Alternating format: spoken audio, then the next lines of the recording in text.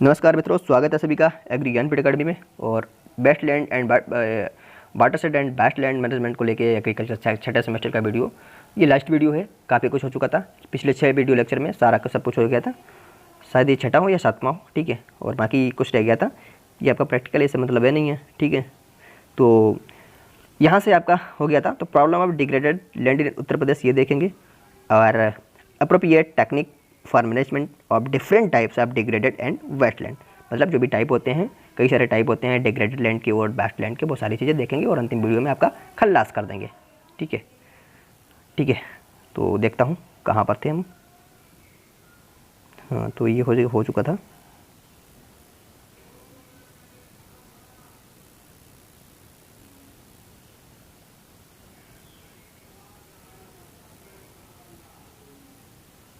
हाँ, 24 क्वेश्चन से शुरू करेंगे।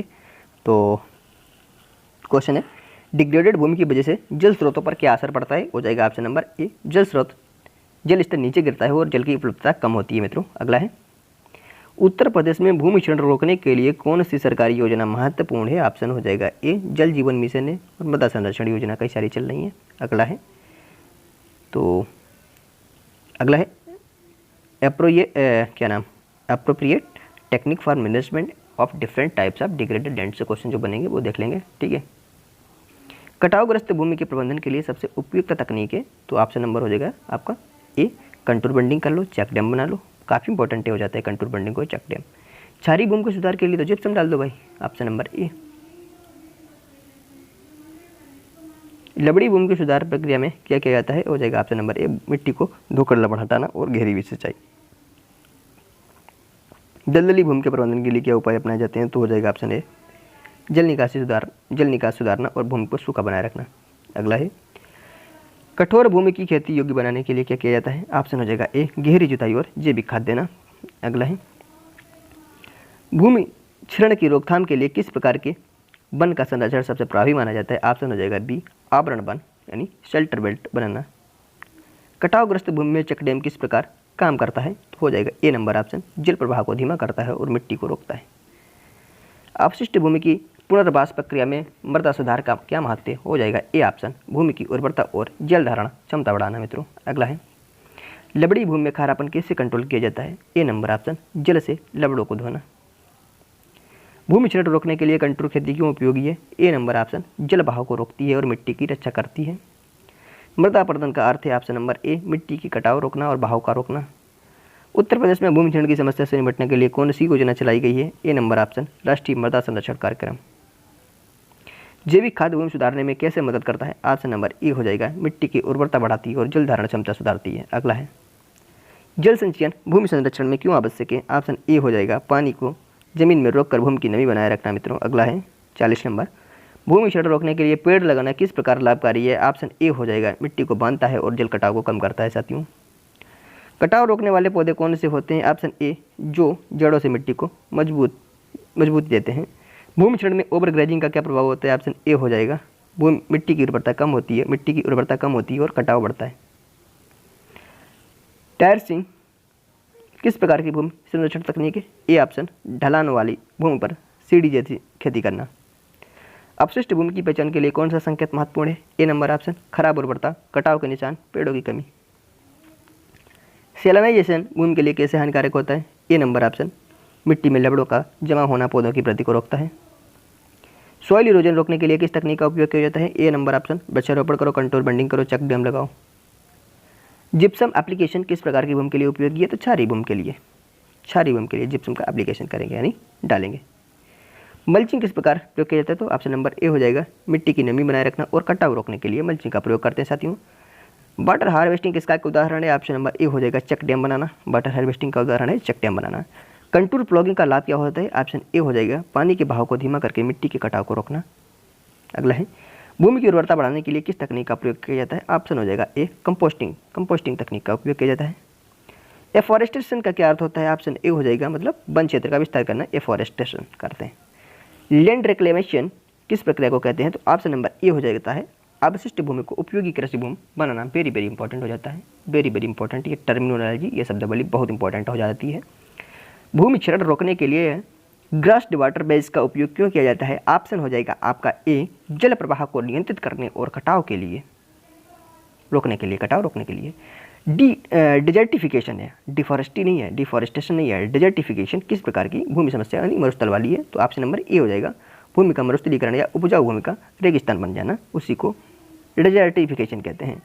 अगला है बायो रेमेडिएशन किस प्रक्रिया से जुड़ी है? ऐसे क्वेश्चन जो आते हैं, ऐसे शब्द आते हैं जो बहुत इंपॉर्टेंट होते हैं, जो आज को भविष्य में भी काम आएंगे और एग्जाम में तो डायरेक्ट पूछे ही जाते हैं। 4 से 5 आपकी टेक्नोलॉजी से ही क्वेश्चन आ जाते हैं। बताओ भाई, पूछते का ट्रेसिंग क्या है, कंट्रोल बॉन्डिंग क्या है, और क्या नाम, बायो रेमेडिएशन क्या, ऐसे पूछ देते हैं। ठीक है, तो ऑप्शन ए हो जाएगा, जैविक माध्यम से भूमि सुधार। ठीक है, केमिकल के द्वारा नहीं बल्कि जैविक माध्यम से, जैसे नीम की पत्ती या नीम के जो केमिकल, नीम से जो पेस्टिसाइड वगैरह जो बनाते हो उसका उपयोग करना, तो ये क्या कहलाएगा? Bioremediation. Erosion control mat का क्या उपयोग होता है? ऑप्शन ए हो जाएगा, मिट्टी को कटाव से बचाना। ठीक है, अगला है बाइंड ब्रेक। अगला है बाइंड ब्रेक किस लिए उपयोगी होते हैं? तो ऑप्शन ए हो जाएगा, हवा के कारण मिट्टी के कटाव को रोकने के लिए बाइंड ब्रेक लगाए जाते हैं। ठीक है, मिट्टी का कटाव नहीं होगा भाई, बाइंड ब्रेक लगा देते हैं मेड़ के किनारे किनारे पर, ताकि जो मिट्टी का कटाव होगा वो नहीं हो पाएगा भाई। अगला है क्रॉप रोटेशन का भूमि संरक्षण में क्या महत्व होता है? क्या महत्व होता है? ऑप्शन नंबर हो जाएगा ए, मिट्टी की उर्वरता बनाए रखना और रोग नियंत्रण करना।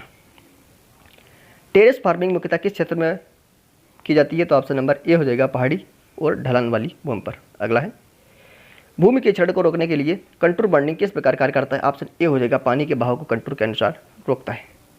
सॉइल कंजर्वेशन का मुख्य उद्देश्य क्या होता है? ऑप्शन ए हो जाएगा ए, मिट्टी के कटाव और गुणवत्ता की रक्षा करना मित्रों। अगला है ग्रीन मैन्यूरिंग की किस प्रकार की तकनीक है? ऑप्शन ए हो जाएगा, पौधों की भूमि में दबाकर उर्वरता बढ़ाना। सॉइल टेस्टिंग क्यों आवश्यक है? भाई सॉइल टेस्टिंग क्यों करोगे? मिट्टी की पोषण और स्थिति और पीएच, खासकर पीएच जानने के लिए हम लैब में सॉइल को ले जाते हैं और उसको वहाँ पे टेस्ट करते हैं। ठीक है, चेक डैम्स का क्या लाभ है? ऑप्शन नंबर ए हो जाएगा, जल संचयन और कटाव को रोकना चेक डैम का मुख्य लाभ होता है। लैंड डिग्रेडेशन का प्रमुख कारण क्या है? ऑप्शन नंबर ए हो जाएगा, भूमि का अत्यधिक उपयोग और अनुचित कृषि पद्धतियाँ। वाटर लॉगिंग से भूमि पर क्या प्रभाव पड़ता है मित्रों? वाटर लॉगिंग मतलब पानी बहुत ज़्यादा भर जाता है खेत में, तो क्या हो जाएगा? पौधों की जड़ों को क्षति और फसल की हानि करता है। ठीक है, तो भाई बहुत ज़्यादा पानी भर दोगे तो फिर जड़ें कमज़ोर हो जाएंगी। ठीक है, अपने आप फसल गिरती जाएगी। ठीक है, और आप लोग वाटर लॉगिंग देखते होगे, जैसे कि जब आपदा आती है, कैसे आपदा आती है? जैसे कि गेहूँ में क्या होता है, कुछ जब गेहूँ पकने पे आ जाता है, पक जाता है, तब किसान भाई पहले से गेहूँ में सिंचाई कर देते हैं। सिंचाई करने के बाद में क्या होता है, अगर शाम को आंधी आ गई या फिर हवा चलने लगी तो गेहूँ सारे गिर जाते हैं। क्यों और कितना बड़ा नुकसान होता है? उसी को ही वाटर लॉगिंग कह सकते हैं। या फिर पानी और आंधी दोनों एक साथ आ गए तब भी वाटर लॉगिंग की समस्या आ जाती है। ठीक है, तो इसको ध्यान में रखना चाहिए। अगला है 68 नंबर, लैंड कैपेबिलिटी क्लासिफिकेशन का उपयोग किस लिए किया जाता है? ऑप्शन हो जाएगा ए, भूमि के उपयोग और प्रबंधन के लिए वर्गीकरण। ठीक है, सॉइल फर्टिलिटी बढ़ाने के लिए सबसे अच्छा तरीका क्या है? ऑप्शन हो जाएगा ए, जैविक खाद और पोषक तत्वों का संतुलित उपयोग। अगला है एफॉरेस्टेशन और रिफॉरेस्टेशन। ध्यान रखना, 2 शब्द हैं मित्रों, बहुत अच्छा क्वेश्चन बना दिया है। एफॉरेस्टेशन और रिफॉरेस्टेशन में अंतर क्या है? तो एफॉरेस्टेशन का मतलब होता है नई वन स्थापना, मतलब एफॉरेस्टेशन मतलब नए पेड़ पौधे लगा रहे हो, नया वन बनेगा। लेकिन रिफॉरेस्टेशन का मतलब होता है कटे वन की पुनर्स्थापना करना। ठीक है, कटे हुए वन की पुनर्स्थापना करना। ठीक है, मान लिया कि 2 पेड़ यहाँ पे काट दिए हो, फिर 2 पेड़ के बदले फिर से 2 पेड़ लगाना, मतलब इनके बदले इनके पेड़ लगाना। लेकिन यहाँ पे 2 पेड़ थे ही नहीं बल्कि नए पेड़ लगा रहे हैं, उसको कहते हैं एफॉरेस्टेशन। ठीक है, सॉइल सैलिनिटी बढ़ने की क्या कारण है? सॉइल सैलिनिटी बढ़ने के क्या कारण है? ऑप्शन ए, अत्यधिक सिंचाई कर दोगे और भाई ज़्यादा सिंचाई कर दोगे, जल निकासी अच्छे से हो नहीं पाएगी, तो क्या हो जाएगा? सॉइल कैसी हो जाएगी? सैलिनिटी हो जाएगी। ठीक है, अगला है लैंड यूज प्लानिंग का उद्देश्य क्या होता है? ऑप्शन हो जाएगा आपका ए, भूमि संसाधनों का समुचित और टिकाऊ उपयोग सुनिश्चित करना साथियों। अगला है सॉइल कंजर्वेशन स्ट्रक्चर में कौन शामिल है? तो option number A, check dam, control bonding, terracing. ठीक है, तो मित्रों ये सभी क्वेश्चन आपके कंप्लीट हो गए हैं। तो आज कुछ क्वेश्चन कम ही रह गए और लास्ट वीडियो था ये आपका। इसके बाद में एक मास्टर वीडियो आएगा जिसमें सारे कॉन्सेप्ट क्लियर हो जाएंगे और एक भी क्वेश्चन आपके एग्जाम हॉल के बाहर नहीं आएगा। मेरे सारे वीडियो आप देख लेते हो, आपको बहुत ज़्यादा ओवर कॉन्फिडेंस हो जाता है। ओवर कॉन्फिडेंस तो मत ही करना वरना क्वेश्चन गलत हो जाते हैं। ठीक है, कॉन्फिडेंस आपको काफ़ी हो जाता है। ठीक है, इतना कॉन्फिडेंस हो जाएगा कि आप कोई भी क्वेश्चन नहीं छोड़ेंगे मित्रों।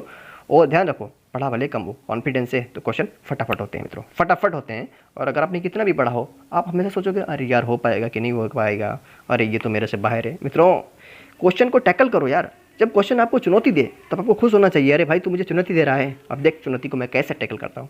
तो वहाँ पे आपको बिल्कुल घबराना नहीं है, वहाँ पर आपको खुश होना चाहिए यार, हमको टैकल कर रहा है। ठीक है, तो आपने पढ़ाई ना की हो तब होता है, पढ़ाई की है तब तो अच्छा रहता है ना भाई, चुनौतियों से लड़ना अच्छा रहता है। जब आपको सुख ही सुख मिलेगा तब ज़िंदगी, आप बताओ, अगर किसी की ज़िंदगी में सुख ही है, दुख झेलने को ही नहीं पड़ा, जो ज़िंदगी अच्छी नहीं लगेगी, उसको ज़िंदगी केवल बोरिंग लगेगी। एक ही तरीके से जीवन चल रहा है, थोड़ा दुख भी ज़रूरी है, सुख भी ज़रूरी है, दोनों एक चक्र है। तो इसलिए कठिन सरल दोनों एक चक्र है ना, तो कठिन भी ज़रूरी है, सरल भी ज़रूरी है, ठीक है। और अगर भाई सरल ही आने लगेगा तब आप पढ़ोगे नहीं, आदत ख़राब हो जाएगी, पता नहीं क्या करने लगो, ठीक है। तो कठिन के चक्कर में ही तो आप पढ़ते हो ना। तो लेकिन एग्री ज्ञानपीठ कहता है कि चाहे कठिन आ जाए, सरल आ जाए, चाहे कितना भी भौकाली आ जाए, एक भी क्वेश्चन बाहर नहीं जाएगा। ये एग्री ज्ञानपीठ हमेशा बाधा था, बाधा है और बाधा रहेगा, अंत तक बाधा रहेगा, ताकि हमारे जितने भी बच्चे हैं जुड़े हुए हैं, यूट्यूब से, टेलीग्राम से, जहाँ से भी जुड़े हुए हैं, एक भी क्वेश्चन छोड़ के ना आए, भारत माता का तिरंगा लहरा के आए, गाड़ के आए और वहाँ पे हा वाह करते क्वेश्चन को, ठीक है।